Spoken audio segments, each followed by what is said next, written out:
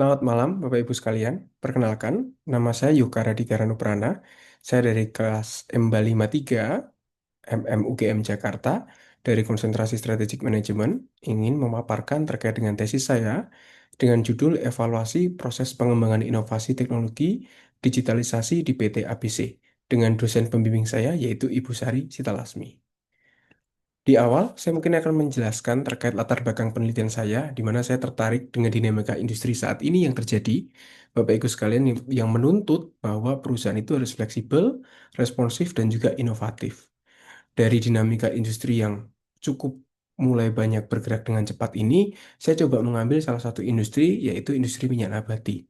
Kalau kita tahu, Bapak Ibu sekalian, ada 4 jenis minyak nabati yang saat ini di dunia cukup menguasai, yaitu mulai dari sunflower oil, rapeseed oil, soybean oil, dan juga palm oil. Dan dari sini kalau saya lihat, saya cukup tertarik dengan palm oil. Kenapa? Karena ternyata dalam 10 tahun terakhir, palm oil ini konsisten menjadi minyak nabati yang tertinggi dibandingkan dengan minyak nabati lainnya. Karena ketertarikan saya dengan minyak nabati, saya mulai mencari nih, sebenarnya tantangan industrinya apa sih? Khususnya di industri sawit ini. Ternyata salah satunya adalah harga CPO, Bapak Ibu. Bahwa harga CPO ini ternyata sangat fluktuatif. Bisa kita lihat dari grafik bahwa dari tahun 2018 sampai dengan tahun 2023, harga CPO itu naik turun.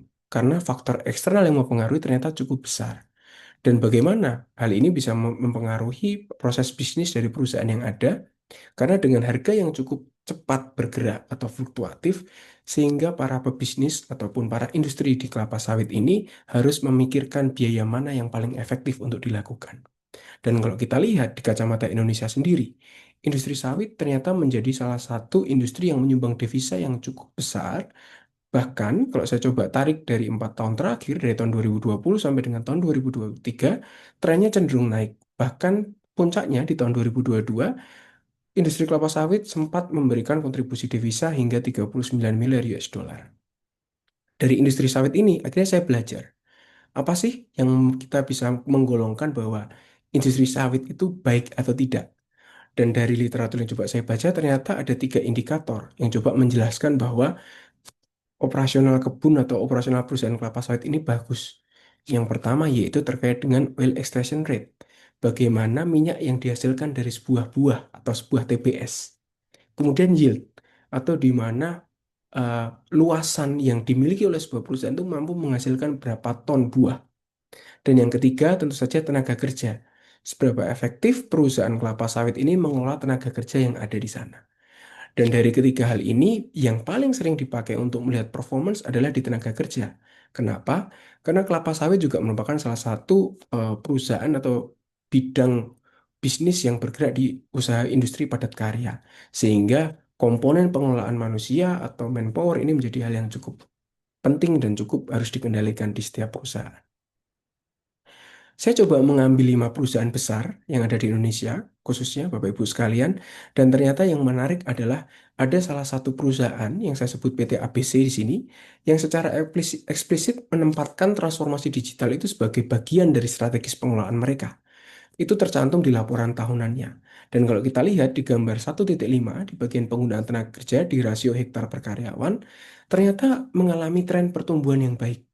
Kalau kita lihat di PT ABC dari tahun 2018 sampai dengan tahun 2024 mengalami tren kenaikan. Memang bukan yang paling baik, tetapi secara tren itu terus meningkat. Berbeda dengan TAPG yang secara angka memang masih paling tinggi, tetapi kalau kita lihat trennya dari tahun 2020 itu mengalami penurunan. Sehingga ini menjadikan gambaran yang menarik bahwa strategi digital yang dicanangkan oleh PT ABC ternyata punya kontribusi terhadap pengelolaan sumber daya yang ada di sana. Maka dari itu, saya menyatakan itu ya, pertanyaan penelitian saya adalah bagaimana strategi inovasi PT ABC dalam mengadopsi teknologi digital di tengah tantangan industri kelapa sawit. Dengan tujuan penelitian saya yaitu melakukan eksplorasi strategi inovasi PT ABC dalam mengadopsi teknologi digital di tengah tantangan industri kelapa sawit. Manfaat penelitian saya secara praktik adalah membantu PT ABC dalam mengevaluasi dan bisa mengembangkan terkait implementasi teknologi di masa mendatang. Sementara untuk akademik adalah memberikan pengetahuan dan wawasan yang lebih mendalam mengenai strategi inovasi dan proses adopsi teknologi digital dalam industri kelapa sawit. Untuk teori yang saya pakai, yaitu teori strategi inovasi dari Rogers di tahun 2003, di mana saya mengambil tiga tahapan dari sekian banyak tahapan dari Rogers. Saya coba ambil tiga yang menurut saya cukup relevan dengan case PT ABC ini, yaitu terkait dengan proses pengembangan inovasi, strategi adopsi inovasi, dan juga dampak implementasi inovasi. Saya mulai dari proses pengembangan inovasi. Di sini ada 6 tahapan, Bapak Ibu, di mana dimulai dari identifikasi kebutuhan, di mana kita melihat bagaimana inovasi dalam organisasi itu muncul. Ada kesadaran dari organisasi bahwa ada kebutuhan terkait dengan inovasi ini. Kemudian yang kedua adalah penelitian, di mana di sini mencakup dua pendekatan, yaitu untuk memahami akar permasalahan secara konseptual dan juga mencari solusi apa yang bisa diimplementasikan. Dan lanjut ke tahapan yang ketiga yaitu pengembangan, di mana gagasan inovasi ini mulai diwujudkan, baik itu dalam bentuk prototipe yang bisa dicoba ataupun sistem. Dan yang di tahapan keempat yaitu komersialisasi, di mana ini akan diaktifasi secara resmi dan penyebaran inovasi ke lingkungan operasional yang lebih luas. Dilanjutkan ke tahapan difusi dan adopsi, di mana difusi ini adalah bagaimana penyebaran secara sistematis di sebuah organisasi, dan adopsi ini adalah bagaimana individu ataupun bagian dalam organisasi itu menentukan untuk mau menggunakan inovasi ini untuk aktivitas kerja sehari-hari atau tidak. Da- Dan akhirnya ditutup untuk yang keenam yaitu konsekuensi. Untuk melihat bagaimana dampaknya terhadap individu, kelompok, ataupun organisasi secara keseluruhan. Dari sini saya coba lanjut, bagaimana terkait dengan strategi adopsi inovasinya yang dilakukan oleh PT ABC. Akan ada 5 tahapan, Bapak Ibu sekalian, mulai dari pengetahuan untuk bagaimana organisasi menyadari keberadaan inovasi dan tahu manfaatnya, serta bagaimana pembentukan sikap dan pengambilan keputusan untuk penerapan di lapangan. Dilanjutkan untuk dipersuasi terkait bagaimana mengetahui keuntungan kerugian sesuai dengan nilai-nilai yang dianut oleh perusahaan, serta mulai mempengaruhi sikap dari seseorang terhadap sebuah inovasi. Dan kita mau melihat di sini dalam sudut pandang perusahaan, apakah inovasi ini akan mendukung bisnis proses, atau justru menghambat.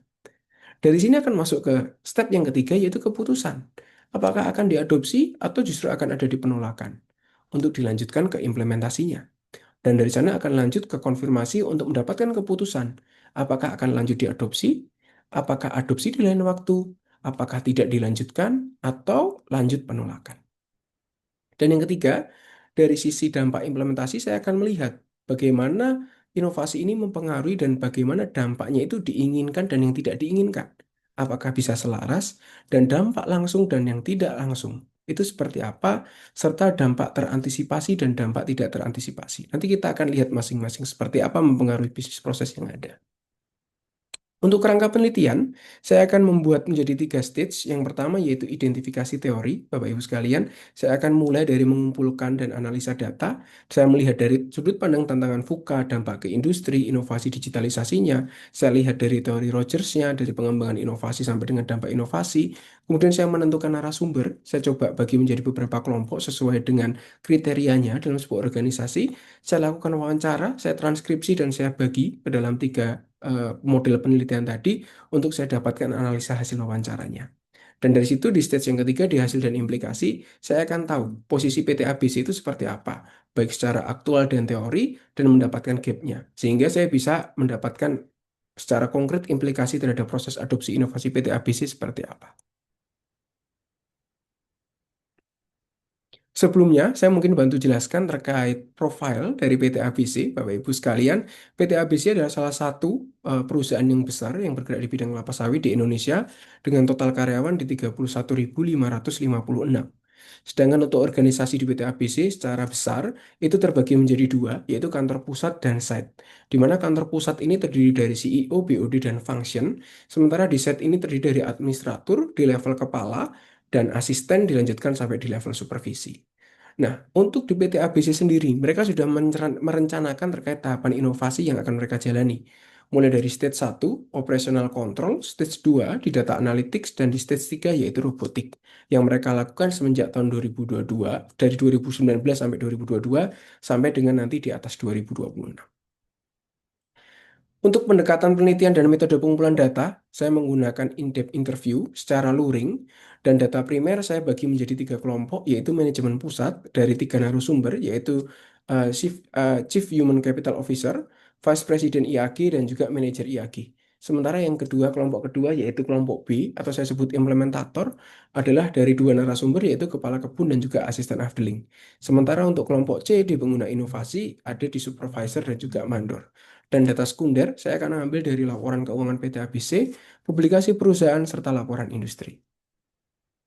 Untuk desain matriks, saya akan mencoba membuat berdasarkan pertanyaan penelitian saya, yaitu bagaimana strategi inovasi PT ABC dalam mengadopsi teknologi digital di tengah tantangan industri kelapa sawit melalui 11 pertanyaan yang sudah saya buat dan saya coba gali sesuai dengan variabel yang ingin saya baca, ingin saya teliti, mulai dari proses pengembangan inovasi, strategi adopsi inovasi digital, dan juga dampak implementasi inovasi. Masing-masing pertanyaan sudah saya deskripsikan dan saya sesuaikan ke narasumber mana saja yang akan saya tanyakan sehingga bisa bisa jadi antar narasumber memiliki komposisi pertanyaan yang berbeda. Untuk sumber data yang akhirnya bisa saya dapatkan, Bapak Ibu, dari 7 narasumber, saya berhasil mewawancara 6 narasumber, dikarenakan narasumber dengan kode A1, yaitu Board of Director kami atau Chief Human Capital Officer kami, tidak dapat diwawancarai karena keterbatasan waktu akibat padatnya agenda pekerjaan. Namun, narasumber dengan kode A2 atau Vice President IAG sudah bisa mewakili terkait bagaimana keputusan terkait inovasi yang muncul di PT ABC itu dijalankan. Sehingga kapasitasnya sudah bisa terwakili oleh narasumber dengan kode A2. Saya mulai dari pengembangan inovasi. Kalau kita lihat dari tahapan yang sudah dibuat atau ditentukan oleh Rogers, menurut teori Rogers, itu tadi sebenarnya PT ABC sudah melakukan keenam langkahnya. Tetapi memang saya garis bawahi di sini dalam tahapan difusi dan adopsi masih terjadi catatan yang menurut saya itu masih belum sesuai dengan teori yang ada di Rogers. Kenapa? Karena pada saat saya lakukan wawancara dengan informan di kelompok C atau di user pengguna lapangan, menunjukkan bahwa sebagian karyawan masih menjalankan pencatatan manual sebagai backup dari sistem digital. Hal ini yang menjadikan bahwa sebenarnya sistem digital yang dibuat itu masih belum stabil. Sehingga bahwa betul difusi sudah dilakukan, tetapi rasanya adopsi belum sepenuhnya tercapai. Sementara kalau kita coba lihat dalam strategi adopsi inovasi yang dilakukan oleh PT ABC, saya coba bandingkan ideal teori Rogers dengan praktik yang dilakukan, ternyata juga masih ada ketidaksesuaian. Walaupun secara tahapan juga sudah dilakukan, tetapi konsen saya ada di tahapan persuasi dan konfirmasi, di mana di tahap kedua tahapan ini, user masih merasa ragu atas inovasi yang dilakukan serta inovasi yang ada belum jadi kebiasaan untuk mereka. Sementara itu untuk dampak implementasi dan inovasi, saya juga melihat bahwa di PT ABC sudah mendapatkan dampak positifnya cukup banyak, tetapi dampak negatif juga ternyata masih muncul. Antara lain seperti user itu ternyata masih belum nyaman, karena sistem ini terlalu mengontrol mereka secara harian. Kemudian khawatir bahwa evaluasi secara digital ini ternyata belum menguntungkan mereka. Serta tantangan infrastruktur khususnya untuk sinyal itu masih dihadapi di masing-masing site. Kesimpulannya, dari penelitian yang saya lakukan, strategi inovasi digital di PT ABC sudah dilakukan secara bertahap dan strategis, baik itu dari pengembangan berbasis kebutuhan operasional, adopsi melalui pendekatan bertingkat sesuai dengan kerangka Innovation Development Process, Innovation Decision Process, dan Innovation Consequences. Strategi ini terbukti mampu meningkatkan efisiensi dan akurasi kerja, namun masih menghadapi tantangan dalam hal kesiapan organisasi, pemerataan internalisasi, serta pengelolaan dampak psikologis untuk user dan teknis di lapangan. Saran saya, untuk penelitian selanjutnya disarankan untuk bisa melibatkan keputusan yang lebih strategis lagi, misalkan dari CEO, atau memperoleh perspektif yang lebih menyeluruh. Pendekatan wawancara juga bisa diperluas dengan cek langsung di lapangan untuk memperdalam data yang ada. Selain itu, mungkin penguatan triangulasi melalui observasi langsung dan analisis dokumen internal lebih akan meningkatkan validitas temuan dan pemahaman atas praktik di lapangan. Demikian yang bisa saya sampaikan terkait penelitian saya. Mudah-mudahan bisa memberikan insight yang baik untuk industri kelapa sawit ke depannya. Terima kasih Bapak Ibu atas perhatiannya. Selamat malam.